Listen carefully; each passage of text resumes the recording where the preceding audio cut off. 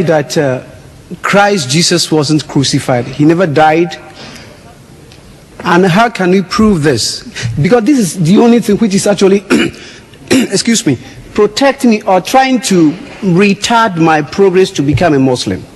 All my students, I'm sure some of them are here, they know of my ambition. But my aim and the truth is what I'm looking for.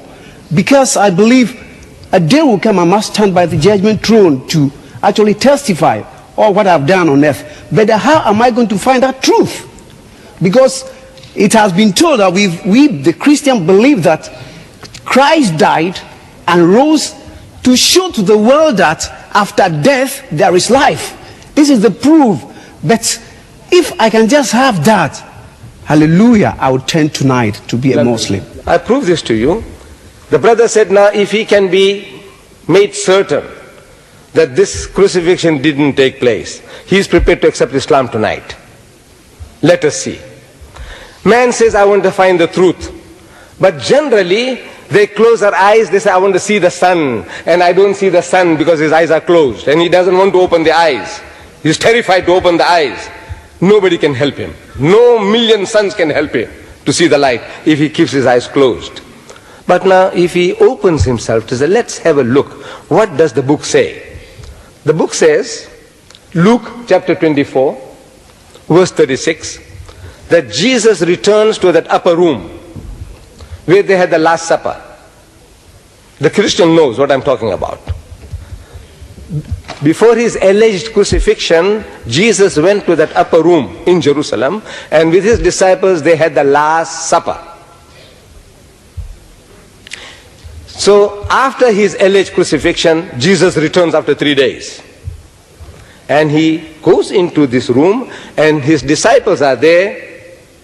10 of them are there. And he wishes them in Hebrew, Shalom Aleichem, same as Salam Alaikum in Arabic. When he said, peace be unto you, Salam Alaikum, his disciples were terrified. So I'm asking my Christian brothers, why were they terrified? They were affrighted because they thought he was a spirit. Am I quoting correctly your scripture? Yeah. Yes. So I'm asking, did he look like a spirit? Did he look like a ghost, a spook? They said no. Then I said, why should they think the man is a spirit when he didn't look like one? Christian gets puzzled. Because they say they thought that he was a spirit. So I said, you see, the reason is that the disciples of Jesus, his Hawariyun, they had heard from hearsay, people talking, that the master, Jesus, was hanged on the cross.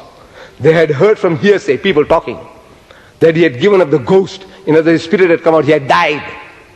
They had heard from hearsay, people talking, that now he's dead and buried for 3 days. All the knowledge is from hearsay, people talking, because Mark chapter 14 verse 50, he tells us that at the most critical juncture in the life of Jesus, all his disciples forsook him and fled. All. So I'm asking, does all mean all in your language, you Englishman? He said yes. So they were not there. All the knowledge from what they heard. So on hearsay knowledge, if you know about a man who is dead and buried for 3 days, you expect him to be stinking in his grave. Am I right? After 3 days, the man should be stinking in his grave. Such a person you see, naturally you are terrified. Because you think he's a spook, a ghost, a spirit. So Jesus wants to assure them that he's not what they are thinking. They are thinking he has come back from the dead, resurrected. So he says, Unzuru ila yadayya wa rijlayya. Says, behold my hands and my feet. Inni ana huwa. I am the same fellow man. What's wrong with you fools? Can't you see? Inni, most certainly I, ana huwa. Husuni wanzuru. Say, handle me and see. فَإِنَّ الرُّوحَ لَيْسَ لَهُ لَمٌ وَإِزَامٌ. For a spirit has no flesh and bones, as you see me have. And they felt him. And they believed not for joy. Means they were overjoyed. And wondered, what happened, man? We thought the man was dead and buried. So he says, to assure them further that this is not what they're thinking, he says, أَإِنْدَكُمْ هَاهُنَا طَعَامٌ. Have you got here anything to eat? فَنَاوَلُوهُ جُزْءًا مِّن سَمَكٍ وَشَيْئًا مِّن شَهَدِ عَسَلٍ فَأَخَذَ وَأَكَلَ قُدَّامَهُم. And they gave him a piece of broiled fish and a honeycomb, and he took it and he ate in the very sight to prove what? There is a ghost, he's a spook, he's a spirit. What is he proving? I'm a same fellow man, damn fools, what are you afraid of me for? This is what he's proving to them. He's telling them that he's not what you are thinking. And yet you said, no, he is. He said he's not a spirit, you say he is. Amazing, amazing sense of logic reasoning. The man is telling you, I'm not, you say he is. Jesus says, I'm not God, I'm a servant of God, you say, no, he's God. Jesus says, I don't know about the Yawm al-Qiyamah, they say, no, he knows. Jesus says, I can't do everything of my own self, they say, no, he can do everything. I say, what's wrong with you people? The man is telling you, I don't know. The man is telling you, I'm the same fellow. And you say, no, he's a spirit. He says, he's not a spirit, you say, he's a spirit. I want to know whether you understand English. I don't know Ghanaian, I have told you in the Ghanaian language. Okay? A spirit has no flesh and bones. Why does he tell you a spirit has no flesh and bones? Look, it's an axiomatic truth. Everybody agrees. Whether Hindu, Jew, atheist, agnostic, spirit has no flesh and bones. So why must he tell you that? Because you are thinking that he is. He said he is not that. And he's eating broiled fish and honeycomb. Do resurrected bodies eat broiled fish and honeycomb? Do they?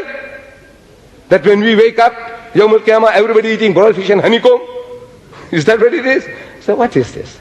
The man is telling you he is not, and you say, no, he is. I said, this is this.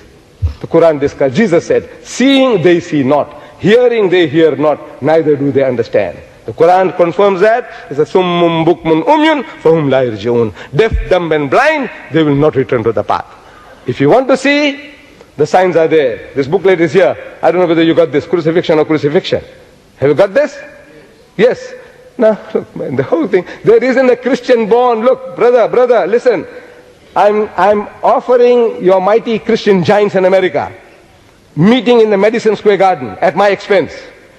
You get me Jerry Falwell or Pat Robertson or Billy Graham, and I will give you $10,000 present. If you can make any one of those to agree to discuss this with me in America in Madison Square Garden, I will give you as a present $10,000.